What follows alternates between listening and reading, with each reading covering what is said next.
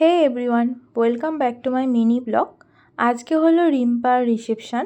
তো দুপুর দুপুর চলে এসেছি ওর শ্বশুর বাড়িতে ওকে সাজাতে। ও আজকে লেহেঙ্গা পরেছিল আর আমাকে বলেছিল একটু সফট লুক করে দিতে। তো দেখো তোমরা কেমন হয়েছে, আজকে ওকে কেমন লাগছে জানিও। তারপরে বাড়ি এসে তাড়াহুড়ো করে রেডি হয়ে আমরা ভিলায় চলে যাই। গিয়ে দেখলাম ও সবার সাথে ফটোশ্যুট করে নিচ্ছে। তারপরে আমরা সবাই এখানে দাঁড়িয়ে একসাথে গল্প করছিলাম। এইদিকে দেখো আমার মাকে যখনই আমি ডাকি যে মা আমার একটু ব্লগে দেখো, আমার মা এমনভাবে তাকায় যেন অন্য কেউ মাকে ডাকছে, মানে আমাকে পাত্তাই দেয় না।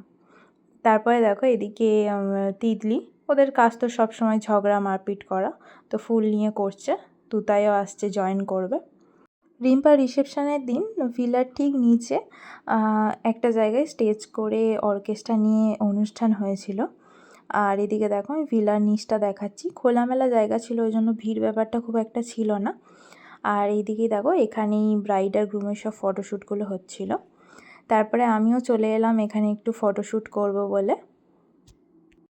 তারপরে খেতে বসে যাই, কিন্তু মিছিমিছি খেতে বসেছিলাম, কিছুই খেতে পারিনি এই গরমে। আর তুতায় তিতলি আমার সাথেই বসেছিল, তো এত হাসিয়েছে যে কিছুই খেতে পারিনি আমি। খাবার পরেই আমরা সবাই স্টেজের কাছে চলে আসি। এরপরেই আমাদের শুধু নাচটা দেখবে, মানে এত নেচেছিলাম ব্রাইড গ্রুম, আমরা সবাই মানে প্রচুর ডান্স করেছিলাম সেদিনকে, প্রচুর। আর এই সময় আরেকটা জিনিস আমি মেনশন করে দিই, সেদিনকে গরম ছিল 43 ডিগ্রি। তো এই গরমেও আমরা সবাই এত নেচেছি। আমার ব্রাইড রিম্পা, সেও প্রচুর নেচেছে, প্রচুর ঘেমেছে, কিন্তু ওর মেকআপ যেরকম আমি করে এসেছিলাম সেম ছিল পুরো।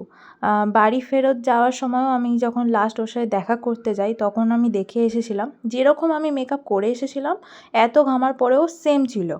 আসলে কি বলো তো, মেকআপ বসানোটাই হচ্ছে মেন। মেকআপ বসানোর সময় যদি ও না ঘামে, ঠিকঠাক থাকে, মেকআপ বসে গেলে তারপর যা ইচ্ছা ও করুক, অসুবিধা নেই। কিন্তু মেকআপ বসানোর সময়ই যদি ও ঘামে, মেকআপ না বসতে চায়, তখনই প্রবলেমটা হয়। এটাই হচ্ছে ব্যাপার। তো চলো এবার আমাদের বাড়ি ফেরার পালা। দেখতেই পাচ্ছ বাসে করে ফিরছি, পুরো রাস্তা অন্ধকার হয়ে গেছে। তো চলো সবাইকে টাটা।